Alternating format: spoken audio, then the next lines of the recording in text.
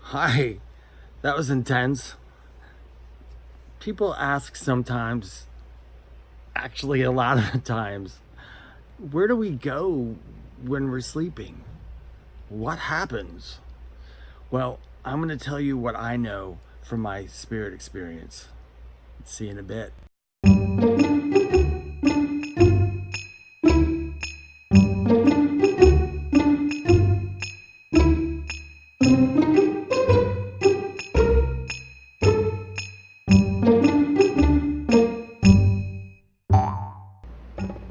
Hi, I'm David Hansel, a medium and all around psychic guy for just about ever now.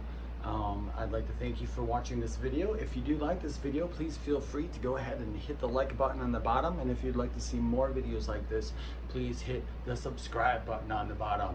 And that'll assure you that you'll see me making more videos to make the spirituality thing a bit simpler than what people make it out to be.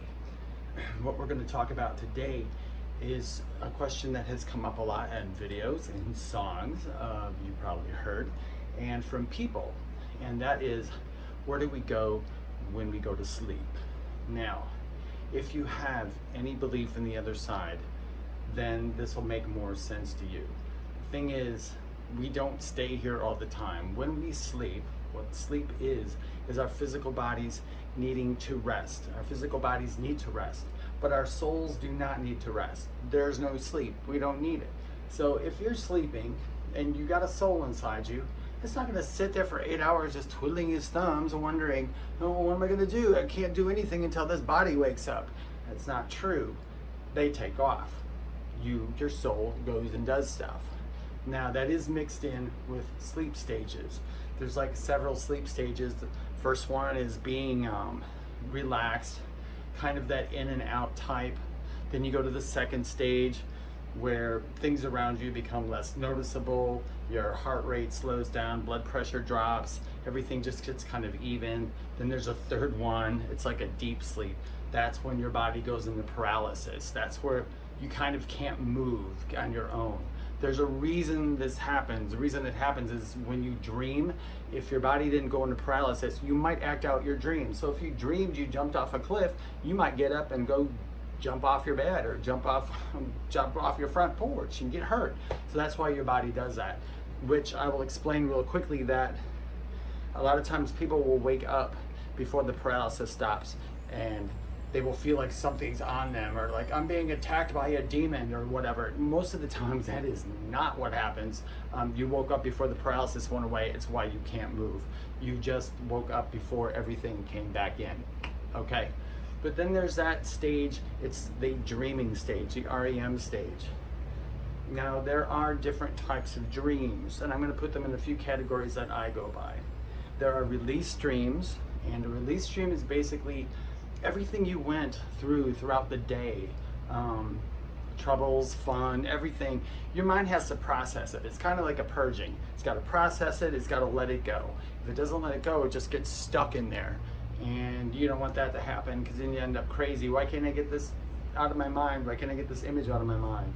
That would be a release dream. It's just all the crap that happened during the day, maybe during the year, during the night, during the week, all kind of comes out in your sleep. It gets acted out.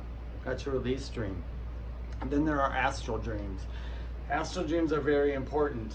Astrally means your soul leaves your body and goes someplace else. Now, you never have to worry about that. Here's why.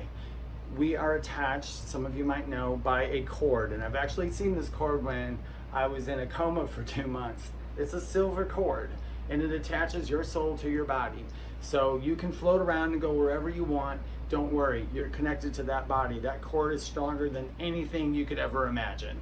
The only time that cord gets severed is when you die. When you die, the cord gets severed, and then you don't come back to your body. You can't come back to it. You're gonna go, you don't want to anyway. You wanna go back to, where you're going to.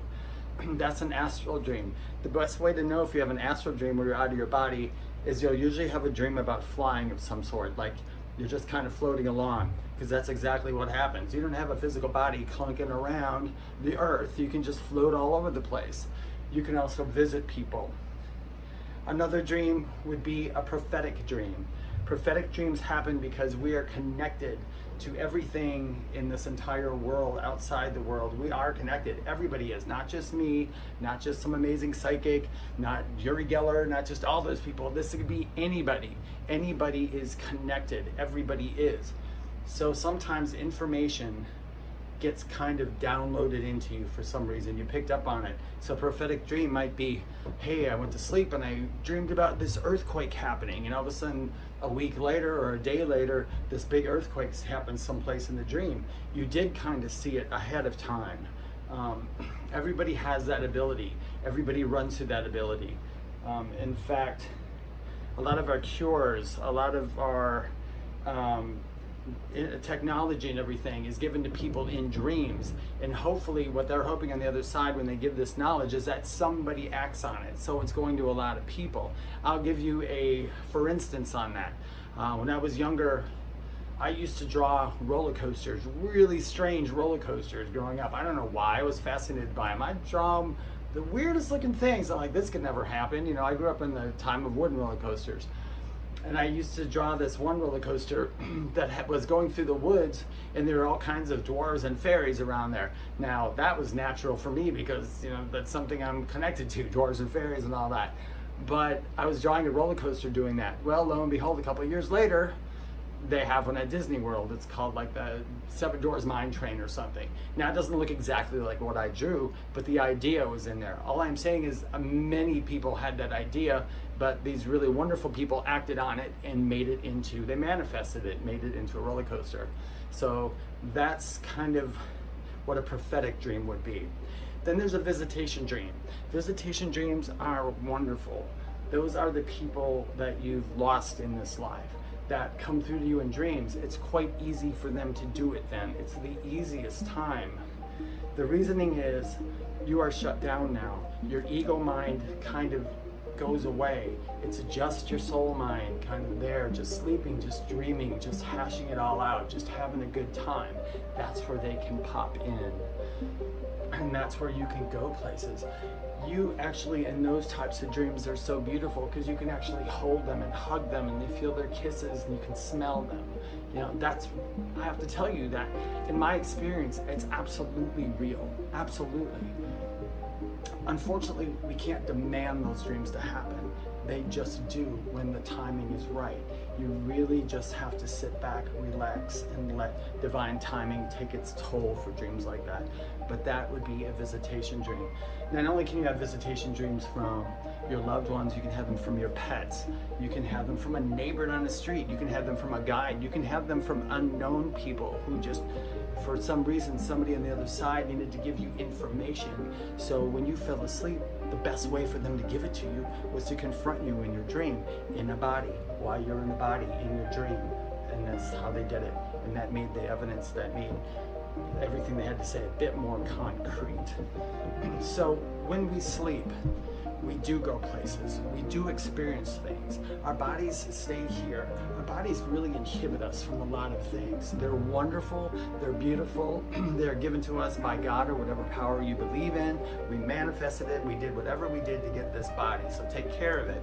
But know that when you do go to sleep, you are going other places. You are figuring things out. You might go and try to figure out problems in your sleep. You could wake up the next day and go, I know exactly how to solve this big problem that I had yesterday. That's because while you were sleeping, you went and got information about it. Something you couldn't do while you were awake with your rational mind. So, my friends, when you do fall asleep, you do go places.